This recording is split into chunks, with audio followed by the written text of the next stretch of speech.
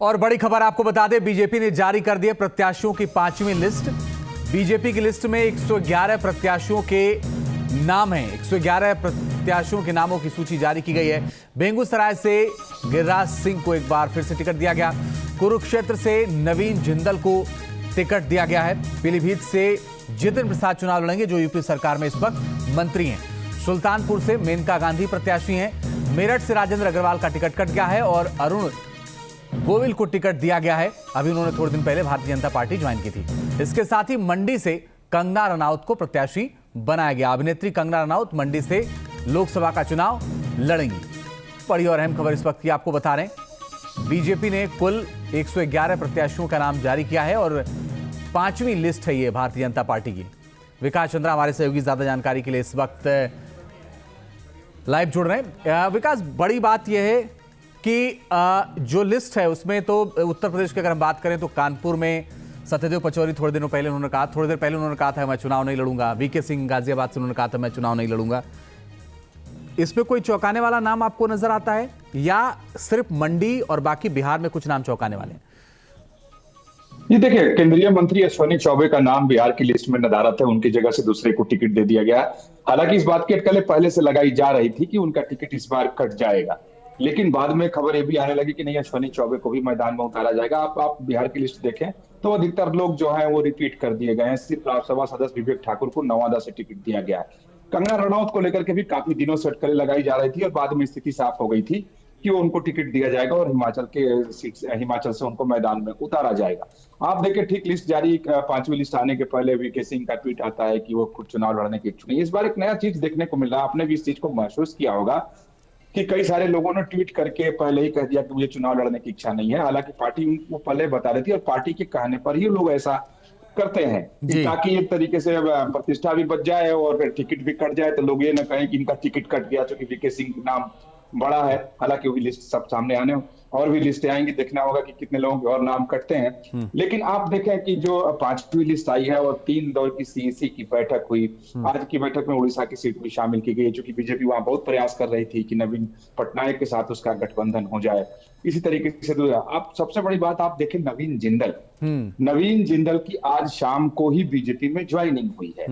उन्होंने अपनी कांग्रेस को छोड़ा और शाम को ज्वाइन किया है। ज्वाइन करने के महज 2 घंटे के बाद जो लिस्ट जारी है उसमें उनका नाम है। इसका मतलब ये था कि ये पहले से सारी प्लॉटिंग थी, उनसे बातचीत हो गई थी, उनके नाम पर चर्चा हो गई थी। इसका मतलब ये भी है, इसका मतलब विकास ये भी है कि उनको उनका नाम था लिस्ट में, इंतजार हो रहा था कि वो ज्वाइन कर ले, फिर लिस्ट जारी कर दी जाए।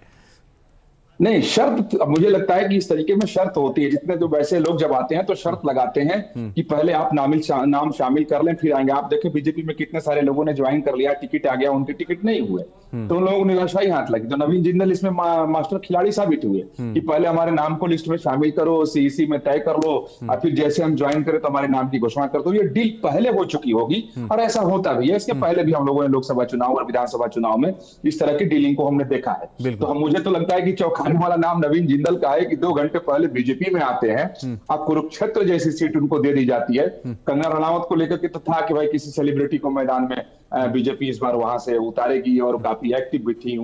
आपने भी देखा होगा, महसूस किया होगा कि काफी निजी जीवन में भी वो रानी लक्ष्मीबाई बन गई थी। तो उम्मीद की जा रही थी कि उनको टिकट दी जाएगी। इसमें वरुण गांधी का भी टिकट कट गया है और दूसरा संबित पात्रा को एक बार फिर से पूरी से टिकट दिया गया और मैं ये देख रहा हूं रविशंकर प्रसाद बचाने में कामयाब हो गए अपनी सीट। जी, रविशंकर प्रसाद को लेकर के भी आशंकाएं व्यक्त की जा रही थी। हालांकि जब सीएसी की तीसरी बैठक हुई तो साफ हो गया था कि राधा मोहन सिंह, रविशंकर प्रसाद, अश्विनी चौबे, आरके सिंह, ये ऐसे नाम थे जिनको लेकर के थे कि इनकी टिकट कट जाएंगे, इन लोगों को टिकट इस बार नहीं मिलेगा।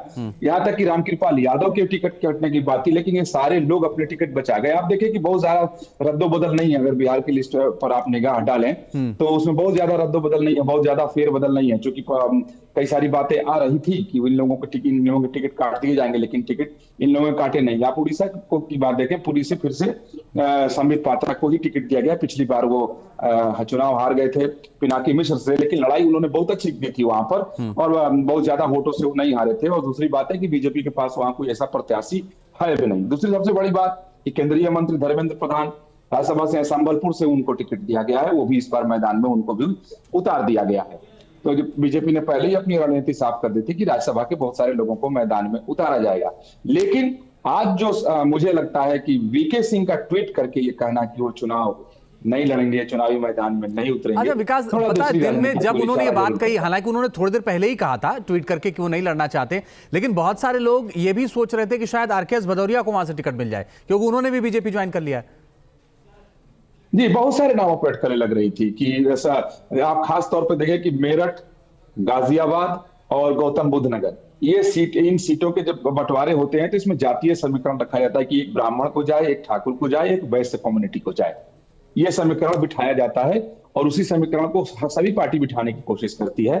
तो वो समीकरण यहाँ दिख भी रहा है। जहां तक रहा सवाल पीलीभीत का, तो पीलीभीत का तो पहले ही बिल्कुल साफ था कि वरुण गांधी का टिकट कटना है, क्योंकि बीजेपी के पार्टी लाइन से वो बहुत दूर जा चुके थे।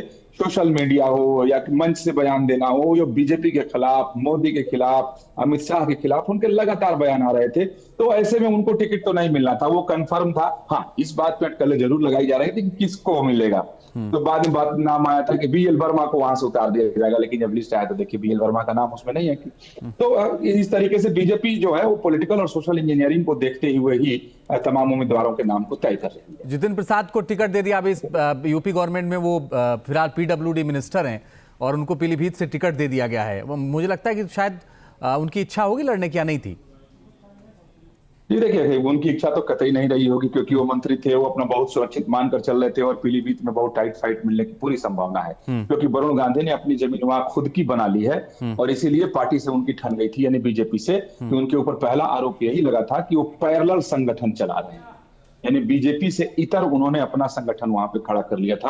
हालांकि अगर वोट बैंक की बात देखें और मोदी मैजिक की बात देखें तो वरुण गांधी वहां से हारेंगे, लेकिन हार का जो मार्जिन होगा ये देखने वाली बात होगी कि वो 10,000 से हारते हैं, 20,000 से हारते हैं, लाख से हारते हैं, 50,000 से हारते हैं, लेकिन इतना नहीं है कि आसान सीट पीलीभीत आज के दिन में नहीं है बीजेपी के लिए।